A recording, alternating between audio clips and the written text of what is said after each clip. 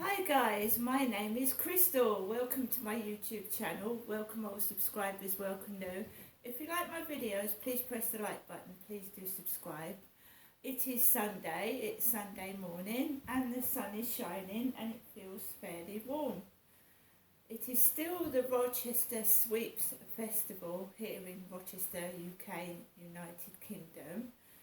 So it's going on till Monday evening.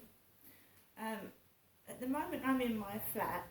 Obviously I've just got up and I've made myself a lovely cup of coffee.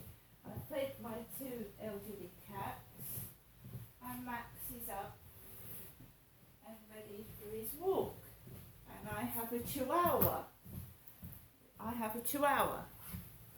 A brown, tanned coloured chihuahua. The chihuahua is a very tiny small dog and he's lovely. He's lovely. He's a boy. He's called Max and he comes from Liverpool and he's lovely. He's gorgeous. Yes, he originates from Liverpool. So he's come all the way from Liverpool to Rochester. Right, Alexa, good morning. Good morning. On this day in 1859, the first weekly instalment of Charles Dickens's A Tale of Two Cities was published. It was the best of times, it was the worst of times. Alexa, where was Charles Dickens born? Charles Dickens was born in Portsmouth, United Kingdom in 1812. Alexa, where did Charles Dickens live? Charles Dickens lived in Charles Dickens Museum from 1837 to 1839 in Tavistock House. Right. Alexa, celebrity birthdays. Today's famous birthdays include Cuban Spanish actress Ana de Armas, Israeli actress and model Gal Gadot, Canadian musician Mac DeMarco, American rapper, singer and songwriter Travis Scott, and American actress Kirsten Dunst. Yes, and I remember. Alexa, how old is Kirsten Dunst? Kirsten Dunst is 41 years old. I remember Kirsten Dunst in Interview with a Vampire. She was a child actress, Kirsten Dunst. And she was the young girl in Interview with a Vampire with Tom Cruise and Brad Pitt. Right. Alexa, what's the time? The time is 8:27 a.m. Alexa, what's the date today? It's Sunday the 30th of April. Alexa, what's the weather like? In Rochester, it's 9 degrees Celsius with clear skies and sun. Today, you can expect lots of clouds, with a high of 17 degrees and a low of 9 degrees. Alexa, can you tell me a joke? What does a house wear? A dress. Right, so I'm here in my flat, the sun is out, and I spent a bit of time around my mum's yesterday.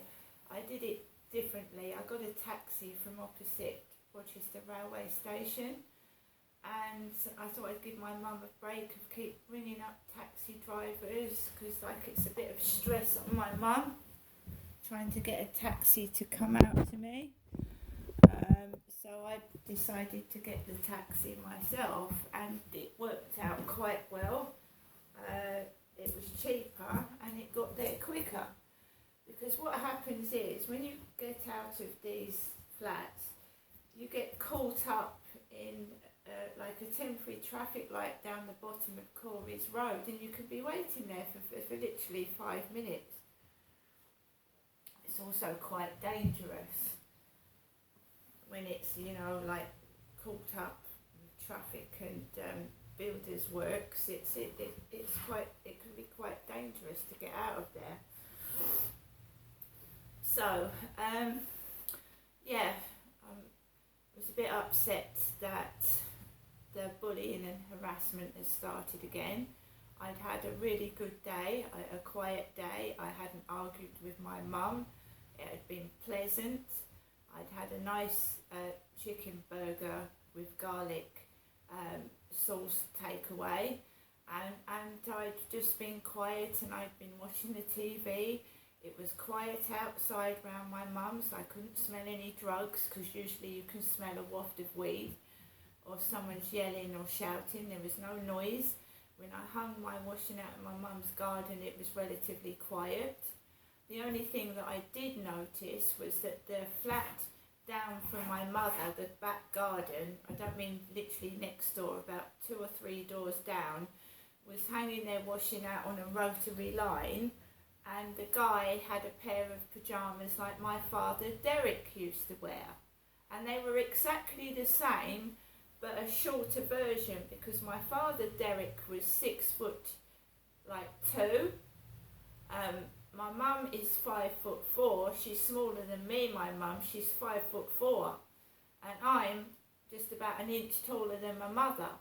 So it looked like my dad's pyjamas flying around on the rotary line of someone else's garden. They were the exact same design as my dad's pyjamas, what he used to wear in bed in Victoria Road. So things reminded me of my father again. As like I said, my mum's 5'4". She's tiny. Not as small as the Queen was, a bit bigger. And of course I worry about my mum, because she's all hunched over. She's walking around all bent over, as what happens to some women when they get older. They hunch over, get hunched over. So I spent a relatively good amount of time with my mum. She wasn't too bad, although something seems to set my mum off. You know, we all have triggers, and triggers are things that upset us and annoy us and make us angry and upset us. There are triggers in everybody's life that sets us off in a rage or upsets us. So my mum was okay, and then she would, it seems that a neighbour is starting her off at the moment, upsetting her. I don't know why. So I just let my mum carry on. She's entitled to speak, have her opinion. Some of it can be quite frightening, what my mum comes out with, and I have an anxious personality, so I mean, this used to happen a lot in Gloucestershire, when my mum used to ring me up on the phone and tell me to shut the doors, lock the windows, and don't worry, no one's going to get in. So today she said that she actually thought that one of her neighbours was so jealous of her that they could kill my mother. And that is where a sort of mental illness kicks in, doesn't it?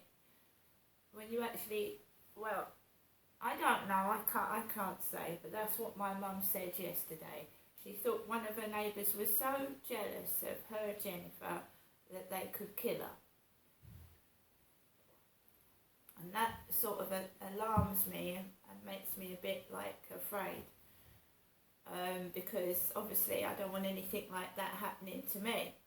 Because again, she was starting to say that she thought someone was imitating her and copying her Jennifer. Not me, copying my mum. She thought someone was trying to be her. And my mum does not have any carers. She doesn't have any support. My mother hasn't seen a doctor, she said, since COVID. She hasn't seen a doctor face to face since COVID. And I can't say whether my mum has got chronic schizophrenia. I'm not a doctor. But for somebody that in the past had a very, very bad mental illness, who's got no workers, no support, she hasn't seen a doctor in 2 years. And this went on with my father. That's why my father, Derek, had to have an autopsy, even though he had heart arrhythmia, heart failure, he hadn't been to the hospital for 2 years. So his death at first was treated as suspicious. Even though my dad had COPD and heart arrhythmia, heart failure, when my mum called 101, she didn't call 999. When my father, Derek, died, she first went across to Sue, her neighbour, in the early hours of the morning and banged Sue's front door. And Sue said she didn't hear the door because she was taking sleeping tablets. So my mum, by then my dad had long died, hadn't he? He was just lying on the floor dead. So my mum called 101, and then an ambulance came out, and I was told several police. The police took my dad's warfarin and his tablets, and they took my father's fingerprints. I don't know why they took my father's fingerprints when he was dead, but they took my father's fingerprints, Derek's, and they took his medication, and then the body was taken to the Medway Maritime Hospital, to the coroner's office, where an autopsy was done. And my dad's body laid in the hospital mortuary in the fridge for nearly 3 weeks. And then it was, I had to help my mother arrange somewhere for my dad's body to go to a funeral director's office. And my mum was in a terrible state, and we had to sort out my dad's funeral, and obviously his body was starting to decompose quite badly.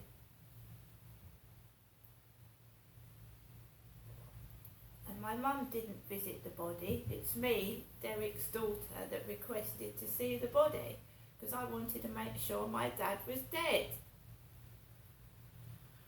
And I've had so many people tell me lies and bullshit. I wanted to make sure my father was in there. And he was decomposed. And when my mother keeps saying when I go up to visit her that Derek could have faked his death, that was my dad. I keep telling her, there's no mistaking that. I lived with my dad down in Kent for a few years, and he took me everywhere, didn't he? To All Hallows and places. I know that was my dad's body. So they're still trying to keep Derek alive. And still, they did it in Gloucestershire, try and frighten me with my dad, dressing men up in my father's clothes, thinking I was frightened of my father because he used to beat me and assault me. So in Gloucestershire, they used to frighten me, turn up in my father's clothing.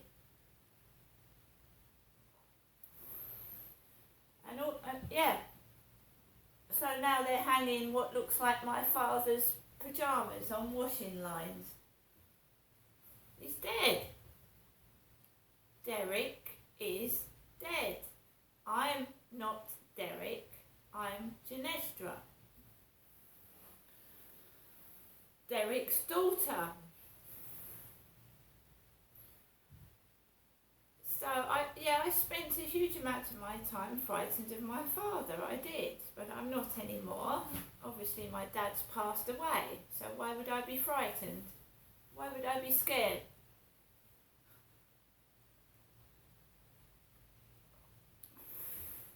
I'm sure my mum's tired keeping up this facade, especially when delivery drivers come to the door. How are you? Hello, she says to the takeaway driver. I'm Jennifer. I'm carrying on as usual. And that's what she used to say when people knocked at the door and my dad was sat in the corner. And she used to go and talk to all the women, all the neighbours, thinking that my dad was going to get cross and jealous, get up out of the chair and go to hit her. And my mum can talk to whoever she wants. Yesterday she told me she talked to Karen, she talks to Sue, she talks to Lynn and Les. Good, I'm glad my mum's having an active a life, going outside and talking to the neighbours. I'm glad she is. But I'm not imitating my mother. I mean, to get accused of imitating an old lady when I'm 54, I mean, how ridiculous. Why would someone want to make out I was an old woman to stop me meeting somebody and having happiness?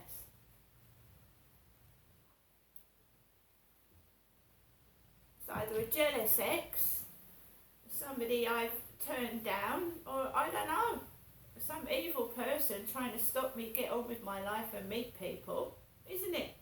To make me feel like an old lady, locked up indoors, scared to go out. Who would do that? Anyway, as soon as I come home from my mother's, and this has happened 3 times in a row, I've emailed a report to Kent Police. I've also made a complaint to the police, and I'm going to take it right up to the Ombudsman. I've made a written complaint to the police last night, and I've emailed the 2 receipts. I've told them I've got evidence. I've got the names that this woman, man, whatever is using, my name, my mother's, and this Hannah. I've got the phone number they're using, and I've got the names of the takeaways. Now, can you tell me why the Hungry Eye restaurant, the same chap, has come out to my address 2 times, knowing that the first time was a scam and someone was mucking about? So why does he come to the same address again? And it's not being humiliated. I think it's very brave when I've been harassed and bullied and scared to go out of my flat, to go down the stairs past neighbours, and one of them was the blonde lady that had brought takeaways to my door in the past and went downstairs and gave them to a driver. I have to walk past neighbours, right? Sometimes I'm dressed in my pyjamas and slippers. So I have to go down the stairs, walking past neighbours, open the door and stand in front of 2 men, and I'm a woman, and watch people going down the Corey's Road laughing, thinking that I can't pay for takeaways. When my mum bought me a takeaway yesterday, and then we're leading on to what happened last night when I went out. After that had happened. So what happened after these takeaway deliveries, when everybody seemed to think it was hilarious outside? I walked Max, right? I've got a neighbour next door, right? And it's not the first time that I've come home and she's been there exactly the same time as me.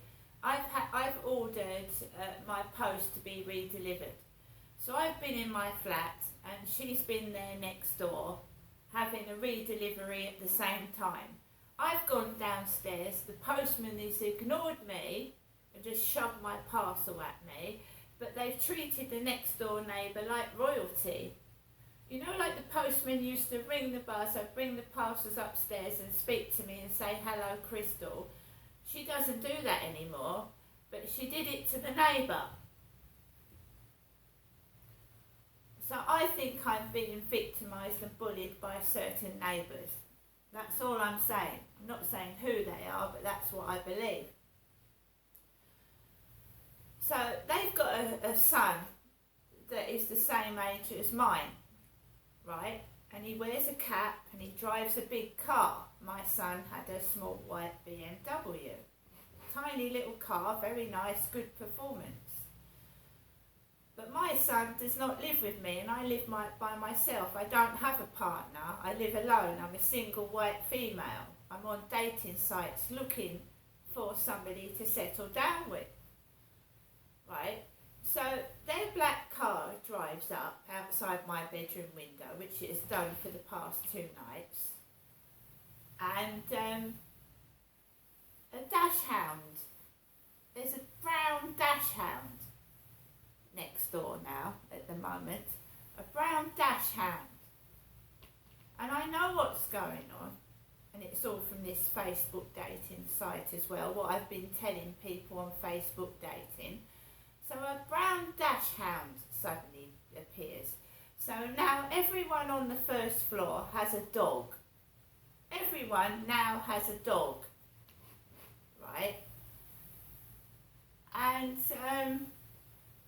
I go out taking my dog for a walk like I usually do, around between 7 and 8, on my own with a brown chihuahua. Now, some people are coming back from the Sweeps Festival drunk and a bit stoned. So I took my dog towards the Rochester Riverside field, and there was a couple. And I was just walking on my way to the field, and this bloke whistled to Max. I don't know this couple. I don't know who they are, so I don't turn round. And then the guy starts making a noise, and I just carry on to the field. And there's a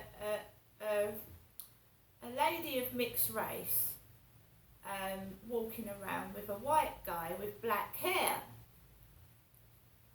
And they're walking up and down the riverside, or I don't know if she had skates. And I just went onto the field, and I felt horrible. I just felt horrible for some reason. I didn't feel too good actually. So I walked around the field, and I managed to get Max around the field once, taking some nice photographs of the sun going down. I comes back to my flat, and it's a different atmosphere. And about after those delivery guys delivered 2 unpaid for takeaways, my neighbour upstairs came home. So he came home after I went downstairs in my shorts and t-shirt to 2 men. He came home upstairs. I'm a woman in shorts. So I came into my flat after walking Max, and I felt fucking awful. I felt like the other day. I felt like the day before yesterday.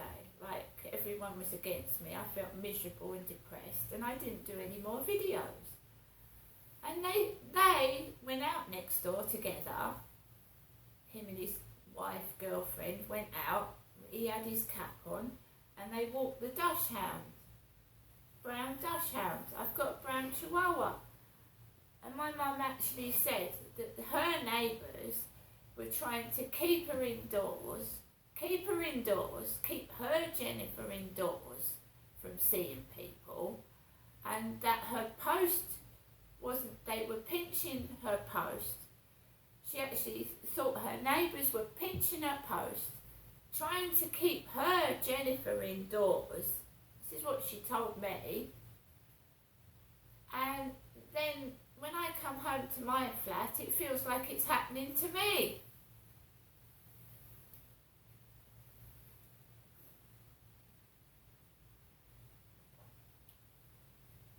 I'm getting my post. I had post yesterday, which I'll show you in a minute. I had post. And no one keeps me indoors. If I want to go out of my flat, I'll go out of my flat. And I do have to fight depression. And I also found out, I tried to email this Liam McCowan, who said, send me evidence and keep me updated. And he's blocked his email address. This PC Liam McCowan has blocked his email address. This is why I've made a complaint to the police. They just close the case, shut their emails off and ignore me. And the situation is getting dangerous, and it's getting worse. It's getting dangerous, it's getting worse. And my mum's behaviour is getting more and more scary. My mum's. No one's doing anything. Turn a blind eye, ignore it. You're just used for people's entertainment. I didn't get cross yesterday. I didn't yell, shout, swear. I just dealt with it.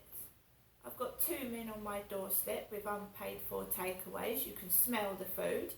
I've eaten dinner. I've got money to get dinner today if I do so wish to. It's just ridiculous. This Jennifer Ginestra thing.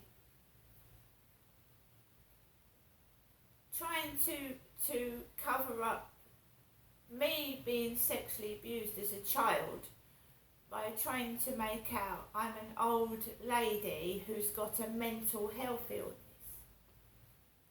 Because my dad abused me since I was 10 years old, maybe younger. And now my father is dead. What is wrong with the truth coming out? What is wrong with that? And he did hit my mum, and I witnessed him do it. You can't keep saying people are mad and mentally ill to cover up the truth. It just won't wash anymore. Right? And I want to go on TV programmes and do my own little thing and tell people it's okay not to be okay. It's okay to tell your story. And don't let other people try and hide it. And they will use intimidation tactics. They will frighten you. They will threaten you. They will try and isolate you because it's a conspiracy. It is a conspiracy. They're trying to keep a monster alive. My dad beat my mum. He sexually abused me, and they're trying to keep him alive when he's dead and try and frighten me and my mother with it. Now I'm going to go, I'm going to make my tea and coffee, and I will